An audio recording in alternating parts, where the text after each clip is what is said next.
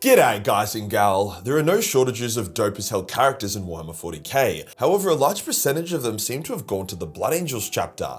Dante, Mephiston, Lamates, Daenor, Gabriel Seth. The list goes on, but one whose badassery shines even greater than his brothers is Astorath the Grim. The man radiates aura, and it's his sacred duty to hunt down and put his black raged brothers out of their misery. You know, those Blood Angels who are so berserk that they could rip a world eater limb from limb with next to no effort. But what kind of man is fit for this duty? Is he some sort of psyker, demi-primarch chosen one? Or is he just such a beast that killing some of the deadliest space marines in the galaxies as his job is just another Tuesday for him? Before we get started, did you know that one of the best foods for longevity and health is actually olive oil? It's good for your heart, it's anti-inflammatory and antioxidant, improves brain health, improves bone density, which is great because olive oil slaps. However, it has to be extra virgin, just like yourself, and to meet a certain standard. So I'm very happy today to partner with Graza, an olive oil company that only sources from the best, has different types of olive oil, and unlike most super premium olive oils, won't break the bank. The quality isn't just good for your health, it genuinely tastes better with a fresher, richer flavor as opposed to the cheap stuff off the shelf you usually get. They have their sizzle cooking oil, their drizzle finishing oil, which is what you should put on your salad or for dipping bread. You can even choose if you want to have it in glass or plastic. Not to mention they also have olive oil spray, which I froth if you want a lighter touch, or you want to spray some bread with it before toasting. What I'm saying is that olive oil is important. The type of olive oil you get is important. So I waste time and money on mid-mass produced olive oils when you can get it from Graza. After all, it's not peptides that turn someone into a custodian, it's high quality olive oil. Lots of it. So to get 10% off your first order, then use the link below or code Majorkill. Cheers to Graza for sponsoring this video. Today we'll go over the lore of Astorath the Grim, detailing his origins, his lore, and why he chooses to put down some black raged brothers whilst others are taken back into the chapter to be used in future battles. Let's get into it. The Blood Angels are an interesting bunch. They were one of the highly experimental legions created by the Emperor, given significantly more potential for power than the other legions, but with a major downside, i.e. the Red Thirst and Black Rage. Blood Angels significantly longer lived than other Space Marines. For example, when Sigismund was killed by Abaddon, he was a bit over 1,000 years old, and the lore clearly stated that his advanced age had slowed him down, and was the only reason why he didn't just obliterate Abaddon, whereas Dante is 1,500 years old and is still throwing hands with the Swarm Lord. They also seem to have a deep psychic connection to Sanguinius and Baal itself, often seeing visions of their Primarch or his Herald the Sanguinor, who himself is like a demigod. Let's also not forget Mephiston, who is considered the most powerful loyalist psyker alive and appears to be the avatar of an angelic god of darkness. What I'm saying is the Blood Angels have some spicy shit cooking, but where does Astorath fit into all of this? Now, as an apparently winged avatar of death, the origins of Mr. Grimm are shrouded in mystery. However, here's what we do know. We know that despite the artwork, his wings are not real. They are just a very advanced jump pack with a ton of style points, similar to the old Sanguinary Guard. Now, it does seem like Astorath is some sort of highly specialized psyker, so highly specialized that it seems that he was somehow chosen for his role. See, he is the High Chaplain of the Blood Angels and has been given the title the Redeemer of the Lost. His role is to find and mercy kill Blood Angels from all successor chapters, not just the primary chapter, that have fallen too far into the Black Rage. See, like autism, the Black Rage is a spectrum. Some battle brothers are teetering on the edge of it, sometimes slipping in and out of it during combat, so still maintain some purpose and sanity.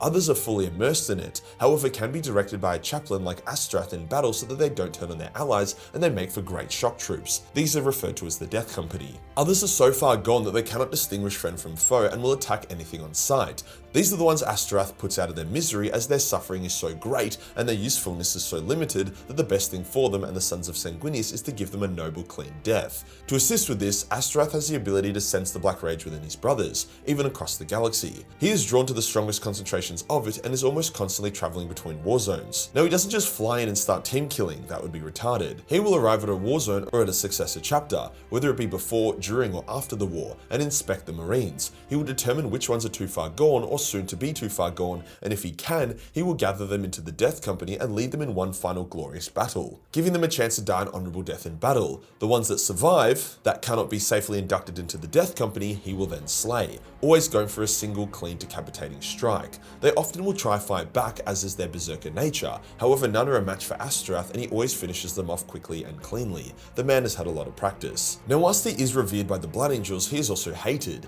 He is a reminder of the fate that all Blood Angels could face one day if they do indeed fall to the Black Rage. If they fall, his face will likely be the last they ever see. None dare intervene though. Well, none other than Gabriel Seth, Chapter Master of the Flesh Tearers. See, the Flesh Tearers have a different perspective of the Black Rage. They are much more prone to it, but instead of fearing it, they accept it as their grim destiny and almost like something to embrace and wield as a weapon. They are some of the only Blood Angels who seem to be able to slip in and out of it. Astorath recently put down a few of them who had survived a battle and were totally lost. In response, Gabriel comes to Astorath's sacred sanctum on Baal and then literally starts throwing hands, claiming that it is up to him and not Astorath what happens to his fallen brothers. Now Gabriel is an insane warrior, easily top 10 in the Imperium, yet Astorath still kicked his ass. Now it does seem to beg the question, was Astorath somehow chosen by a higher power for this role? I would argue yes, it just seems too perfect. The ability to sense the Black Rage across the galaxy, his unwavering attitude to his duty, and the fact that despite being constantly surrounded by it and even immersed in the Black Rage, Astorath is entirely unaffected by it. When the new Blood Angel Primaris Marines were unveiled and even promised to be immune to the Black Rage,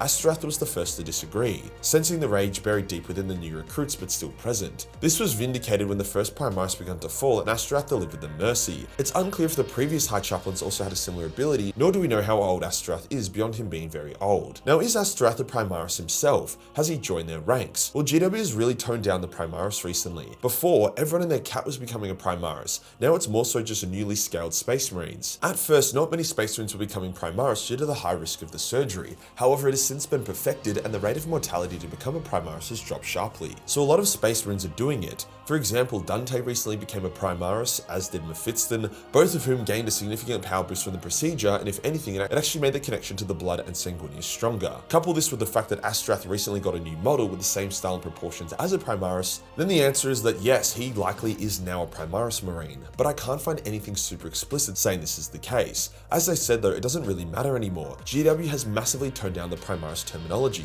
For example, all the Primaris lieutenants have just been renamed to lieutenants. Now does Astorath do all of this hacking and slashing by himself? Well, not really. He has 5 elite hand-picked Blood Angel chaplains called the Erelim, kind of like the Dark Mirror of the Sanguinary Guard, in full black plate, a skull helmet, and stripped of all insignia by the chapter iconography. Their main function is to protect Astorath's sanctum, but I'm pretty sure he can bring them on quests if needed. It's an absolute crime they don't have official models yet, but the kit bashes are easy to do and look awesome, so there's that. Could be an awesome proxy to Sanguinary Guard if you wanted more of an emo-styled Blood Angel force. The origins of the Erelim can be traced back to the Horus Heresy, and even then were an honor guard for the High Chaplain. Although they weren't as spooky back then, their armor was still sick. I swear the Blood Angels got like 90% of the best drip in the setting, and the other chapters have to fight over the remaining 10% left behind. As for his war gear, Astorath wears custom Blood Angel specific Artificer armor, similar to that of Mephiston, which is supposed to emulate flayed skin. His axe is a unique one-of-one creation called the Executioner's Axe, and is known to be so sharp that it can cut through power fields. This is to ensure whenever he deals mercy to a fallen brother, it's done quick, cleanly, and painlessly. Dude is also packing heat with a number of grenades, as well as a Rosarius, which is like a personal force field for chaplains, giving main characters plot armor beyond just plot armor. Interestingly, Astorath carries absolutely no range weapon. This is by design, as an executioner must always perform his tasks up close and personal. He needs to experience and feel the death of the brothers he puts down so he can properly carry the weight and burden in his role. Now, despite how cool he is, Astorath isn't super front and center in the lore.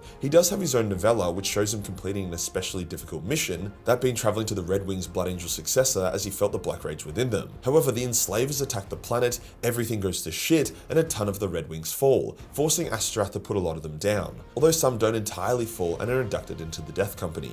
As I said earlier, if they go black but not too black, they're still considered assets. It also shows how Astorath puts the fallen down. He doesn't just like hacking them apart, instead he prefers to wear them down and exhaust them until he can land a clean blow. You can tell he is trying to be as respectful as possible and not just butcher his brothers. It also shows that Astorath doesn't travel alone. He is always supposed to be accompanied by a sanguinary priest to harvest the gene seed of the fallen, a librarian, and a sergeant. Partly because of tradition, but also because of practicality. Dante wanted to assign companions to Astorath to keep him balanced and unisolated, as he was concerned the burden of his role would wear him down. However, most of Astorath's current entourage is dead because it's a pretty high turnover party to be a part of, so he's trying to find new buddies to join his grim quest. I'd honestly rank Astorath as the second most powerful Blood Angel, only behind Mephiston, and I suppose also behind the Sanguinor if we're still considering him as a Blood Angel. Dude is a fucking beast. If you enjoyed the video and you want to support the channel, then pick up a Major Mini. Our 40% off Black Friday sale is still running, so there's never been a better time to pick one up. Hit the subscribe button, hit the real subscribe button for more grim content. Join the Discord for more memes, and I'll see you in the next one. Peace.